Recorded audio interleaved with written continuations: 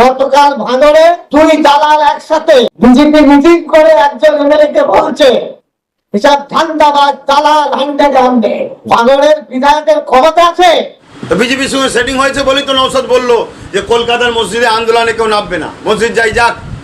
আর কেমন ইশারা করে বলে দিল যে আমাদের সঙ্গে বসুন, হ্যাঁ আমরাই সব কিছু, তোরা কচুপুড়া দালালি ছাড়ার কি করেছে? হ্যাঁ, তো বসে গিয়ে একটা সেটিং হয়ে যাবে, যেমন বাবরি মসজিদ সেটিং হয়ে মোটা টাকায় বিক্রি হয়ে গেছে, এটাও বিক্রি হয়ে যাবে। ফালতু আমার কাছে প্রশ্ন করে কিচ্ছু লাভ নেই। কিন্তু এদের জন্য বলে কি লাভ হবে? এ জাতি কি মানবে আমার কথা, না শুনবে আমার কথা? এ জাতি তো আমাকেই গাল দেয়, এ জাতি তো কমেন্টে আমার বিরুদ্ধে সমালোচনা করে। আজ থেকে 5 বছর 6 বছর আগে থেকে বলে আসছি যে আগামী দিন তোদের মসজিদ তোদের থাকবে না। এই তো এয়ারপোর্টের মসজিদ তো আমাদের, জায়গা তো আমাদের, এয়ারপোর্টের জায়গা নয়, এটা আমাদের জায়গায় এয়ারপোর্ট হয়েছে।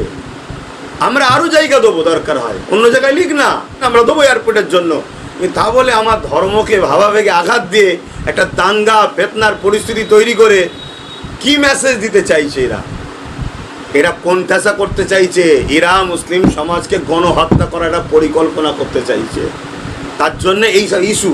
আর নাই বলুন, কোনো কিছু খেয়ে দে কাজ নেই, আর নেই, মানুষের রুজি নেই, রুটি নেই, কলকারখানা নেই, বেকারত্ব, আসতে না আসতেই 2 মাসের মধ্যেই এইসব শুরু করে। আজকে যখন আমরা বুঝাবো, এই সিদ্দিকুল্লাহর মতো লোক এবং তার টিম বা আরও যারা আছে তারা আমাদেরকে সব দালাল বলবে, হ্যাল বলবে, থ্যান বলবে। আজকে এই দিন ভোগ করতে হচ্ছে। আজকে 91% মুসলমান টিএমসিকে ভোট না দিয়ে যদি ওটা আইএসএফকে দিত, তাহলে আজকে তো আমাদের 80 থেকে 90টা এমএলএ থাকতো। তাহলে মসজিদের নামাজ আজকে বন্ধ হয়ে আছে এতদিন, এ বন্ধ করতে পারতো?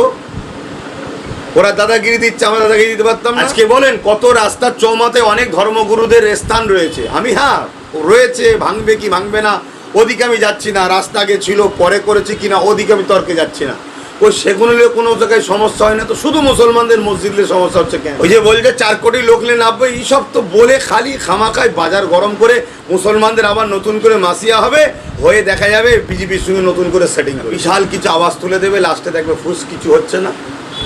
পরবর্তীতে সত্যিকারে যাদের আন্দোলন করার মোমেন্ট আছে, ইচ্ছা আছে, সেই সকল অর্গানাইজেশন সংগঠন যারা মানব কল্যাণে, ধর্ম কল্যাণে, সমাজ কল্যাণে, দেশ কল্যাণে আন্দোলন করে আসছে, অনেক সংগঠন আছে, তাদের আন্দোলনকে মুখ থুবড়ে ফেলে দেবার একটা ষড়যন্ত্র।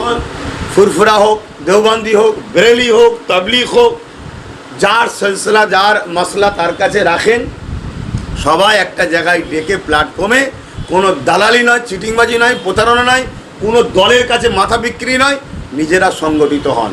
আজকে নবী বংশের সন্তান, কোরাইশ বংশের ছেলে নওশাদ সিদ্দিকী আজকে লড়ছে। এখনও তো উচিত সমস্ত সংগঠন, অরাজনীতি হোক রাজনীতি হোক, সমস্ত মানুষকে তো ঐক্যতার সাথ দেওয়া দরকার, এক্ষুনি তো সাথ দেওয়া দরকার। তা করছে কি?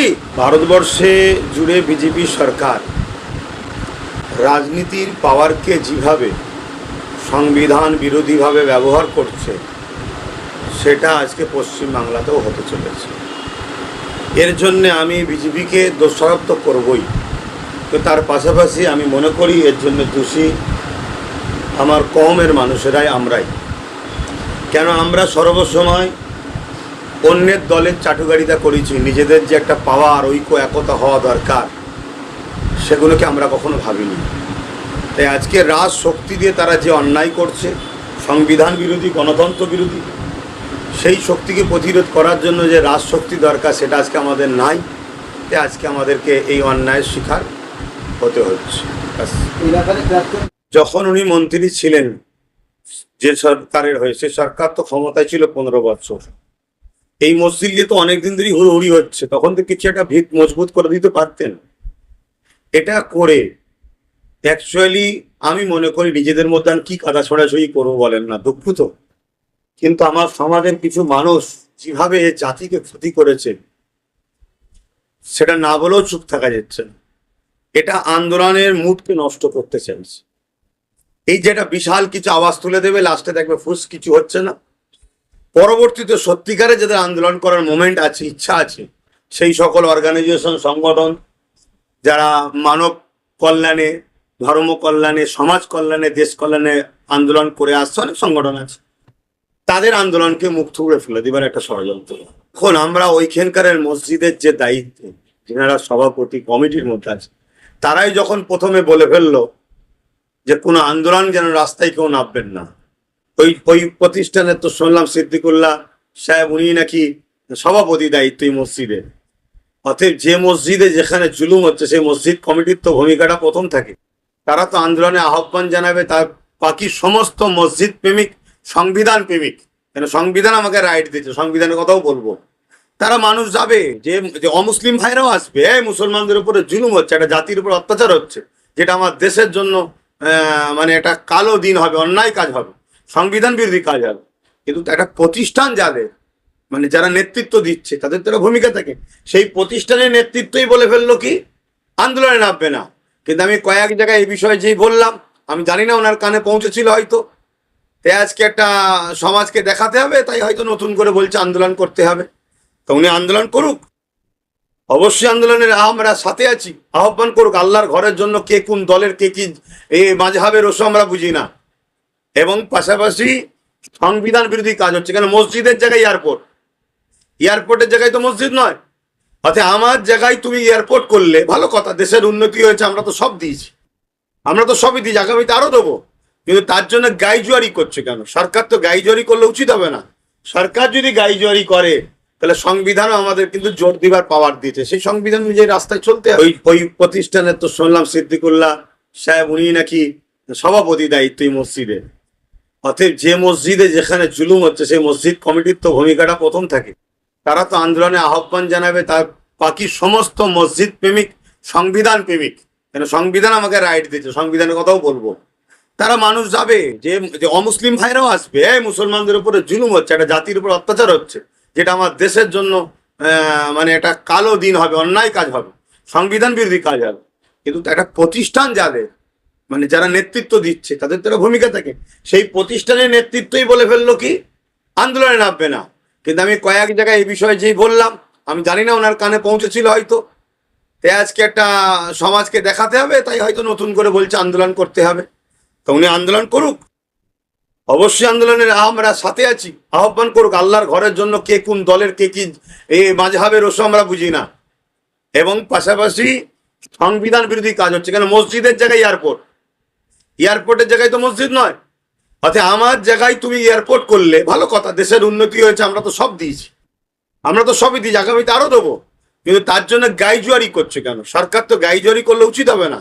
সরকার যদি গাইজুয়ারি করে তাহলে সংবিধানও আমাদের কিন্তু জোর দিবার পাওয়ার দিয়েছে, সেই সংবিধান অনুযায়ী রাস্তায় চলতে হবে, সেই রাস্তায় আমাদেরকে হাঁটতে হবে।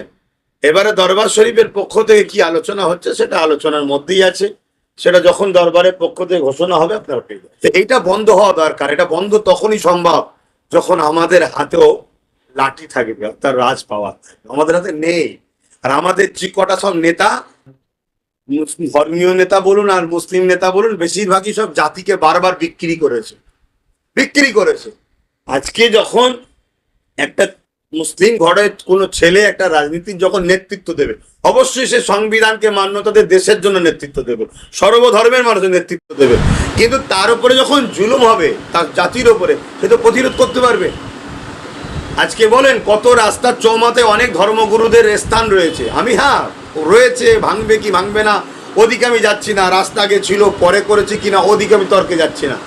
সেগুলো কোনো জায়গায় সমস্যা হয় না, তো শুধু মুসলমানদের মসজিদে সমস্যা হচ্ছে কেন? একটাই কারণ, যার দল নেই তার বল নেই, যার পাওয়ার রাজ ক্ষমতা নেই তাদের এই সমাজে কিচ্ছু অধিকার নেই।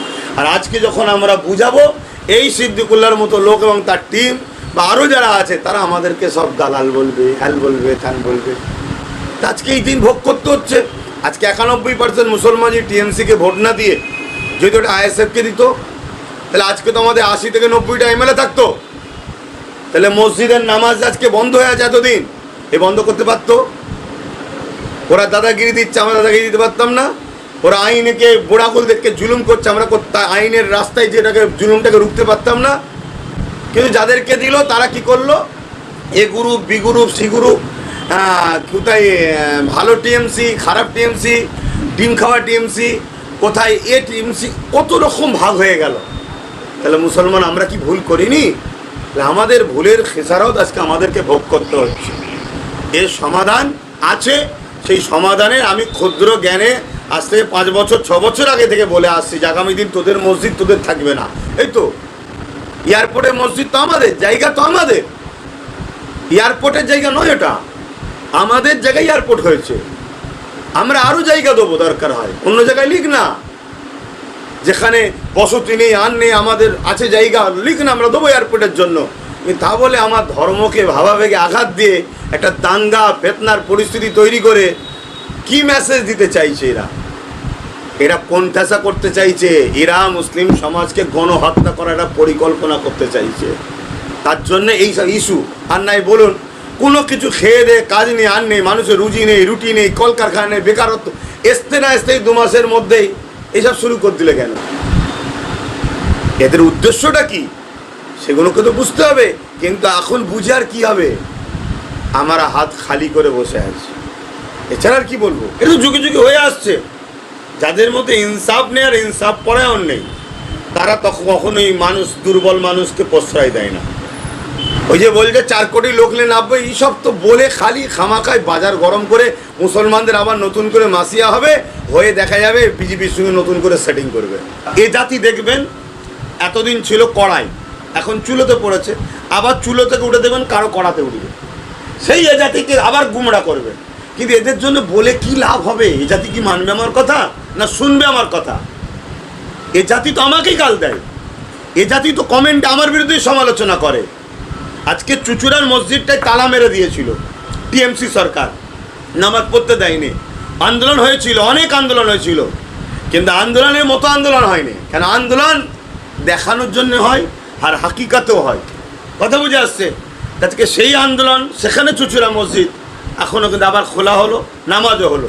কিন্তু আজকে সেই দিন থেকে আমরা বুঝাচ্ছি, আজকে 6 বছর ধরে এই মানুষকে বলছি যে দেখো, লাঠি হাতে থাকলে রাস্তার কুকুর ঘেউ ঘেউ করবে না, আর খালি হাতে থাকলে অনেকে ঘেউ ঘেউ করবে। বোঝো, তৈরি হও, ঐক্য হও, ক্ষমতা দখল করো, তোমার দেশ তোমাকে অধিকার দিচ্ছে, তুমি লিখছ না কেন? কিন্তু এরা না, এরাই ভিক্ষার পিছনে ছুটবে। এদের মসজিদ যাবে, মাসা যাবে, কোরআন যাবে, দিন যাবে, ইসলামের বিরুদ্ধে কথা হবে। কোরআন যাবে বলতে কোরআনের বিরুদ্ধে কথা হবে, এদের কাছ থেকে কেড়ে লিয়া হবে, আগামী দিন পড়তে দেবে না, এরা মাইন করবে, কোরআন পড়তে পারবে না, ভারতবর্ষে থাকতে গেলে দাঁড়িয়ে রাখতে পারবে না, নামাজ পড়তে পারবে না, টুই পড়তে পারবে না। কেউ বলতে পারে আব্বাস সিদ্দিকী তোমার কি হবে? আমার কিছু হবে না। কেন? আমি মরণকে পছন্দ করি, তো এই জুলুমের কথাকে মেনে নিই না। কিন্তু কজন সহ্য করতে পারবে? কজনে আঘাত সহ্য করতে পারবে? হাতে বারবার বলছি, আবার বলছি আপনাদের মাধ্যমে, সংগঠিত হন, ঐক্যবদ্ধ হন।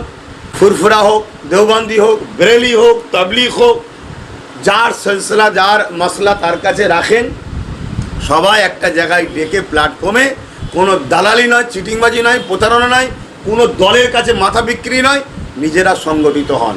আজকে নবী বংশের সন্তান, কোরাইশ বংশের ছেলে নওশাদ সিদ্দিকী আজকে লড়ছে। এখনও তো উচিত সমস্ত সংগঠন, অরাজনীতি হোক, রাজনীতি হোক, সমস্ত মানুষকে তো ঐক্যতার সাথ দেওয়া দরকার, এক্ষুনি তো সাথ দেওয়া দরকার।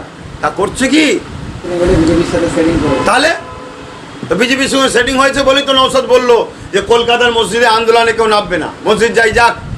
আর কেমন ইশারা করে বলে দিল যে আমাদের সঙ্গে বসুন, হ্যাঁ আমরাই সব কিছু, তোরা কচুপুড়া দালালি ছাড়ার কি করেছে? হ্যাঁ, তো বসে গিয়ে একটা সেটিং হয়ে যাবে, যেমন বাবরি মসজিদ সেটিং হয়ে মোটা টাকায় বিক্রি হয়ে গেছে, এটাও বিক্রি হয়ে যাবে। ফালতু আমার কাছে প্রশ্ন করে কিচ্ছু লাভ নেই। আমি খোলাখুলি কথা বলে দিয়েছি, আমার জাতের ক্ষতি আমার জাতের দোষেই হচ্ছে।